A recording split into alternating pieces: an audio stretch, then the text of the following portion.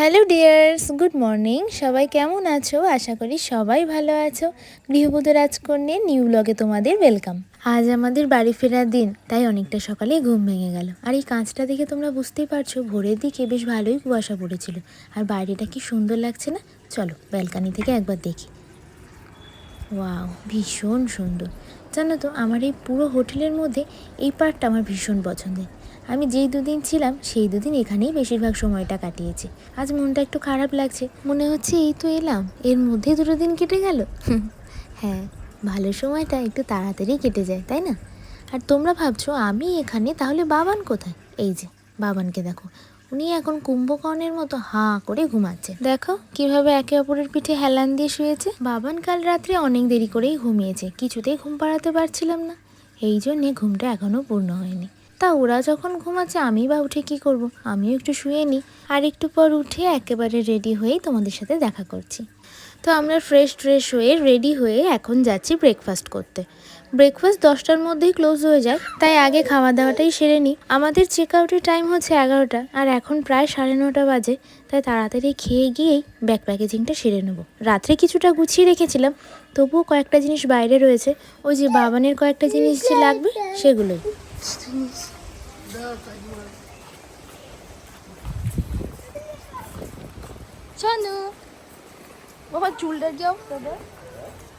এখান থেকে আমাদের বাড়ি পৌঁছতে প্রায় 3.5-4 ঘন্টা লাগবে, তাই ভেবেছি বাবানকে এখান থেকে একেবারে খাইয়ে স্নান টান করিয়েই নিয়ে যাব। ভেবেছিলাম একটু সি বিচ থেকে ঘুরে এসে তারপরে ব্রেকফাস্টটা করব, কিন্তু এনাদের ঘুমই ভাঙতে চায় না। আর যাওয়া যাবে না, তাহলে আবার বেরোতে লেট হয়ে যাবে। জানো তো, এদের ব্রেকফাস্টে না অনেক রকম ভ্যারাইটি থাকে। চলো তোমাদের দেখাই। এই যে এখানে হচ্ছে চা আর কফি, আর এখানে শুরু হচ্ছে সিমুয়ের পায়েস দিয়ে, তারপর রয়েছে ডিম সিদ্ধ, আর এখানে জ্যাম আর বাটার দুটোই দেওয়া আছে, সাথে ব্রেডও রয়েছে আর টোস্টারও আছে, যদি কেউ ব্রেড টোস্ট খেতে চায় তো করে নিতে পারে। আর এখানে রয়েছে লুচি, আলুর তরকারি, ছোলার ডাল, আর এটা হচ্ছে চিড়ের পোলাও, আর এটা পাস্তা আর কিছু ফ্রুটস কাটা। আর এখানে plate, spoon, tissue, black pepper, salt সবই দেওয়া আছে, নিজেদের প্রয়োজন মতো নিয়ে নিতে হবে।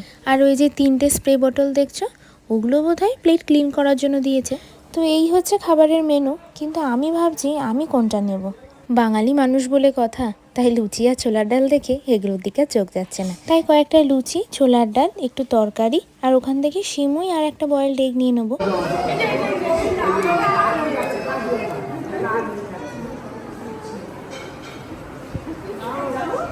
কাঁদিনি মাসি হয়েছিস একটা দাদা করে দাদা করে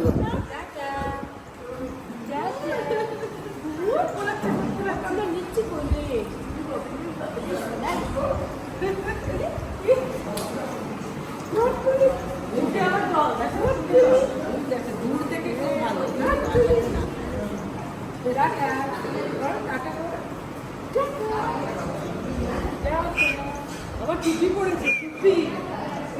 রিদ্ধি রিদ্ধি রিদ্ধি, দেখো অবস্থা, এনারাও আমাদের মতোই ঘুরতে এসেছেন, বাবানকে দেখে একটু আদর করতে এসেছিলেন। কীরকম দুষ্টু দেখেছো, এখন কীরকম হিহি করে হাসছে।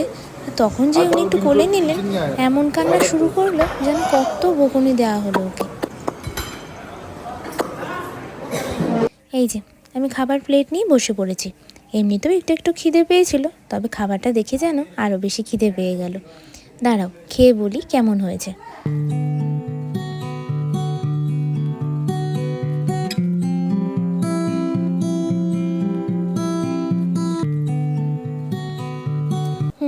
বেশ ভালোই হয়েছে খেতে।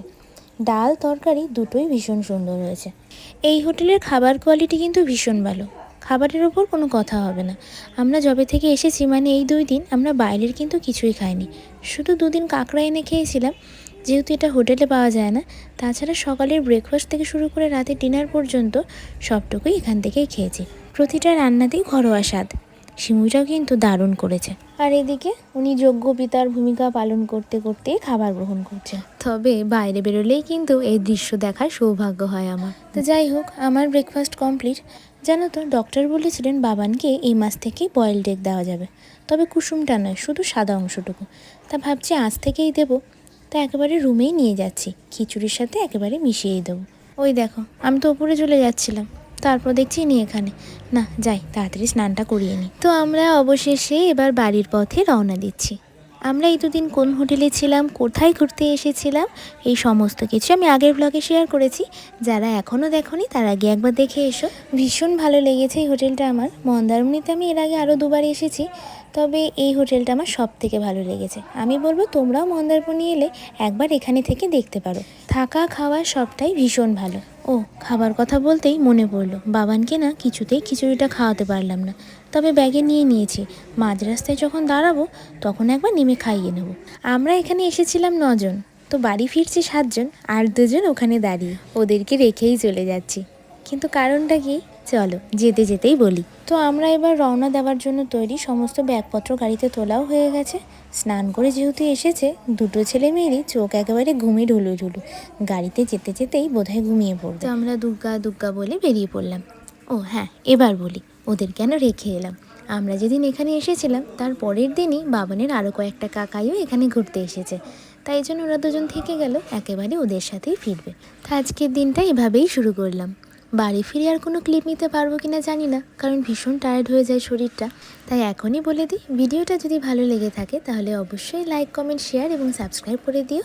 দেখা হচ্ছে নতুন কোনো ভিডিও নিয়ে। আজকের মতো টাটা।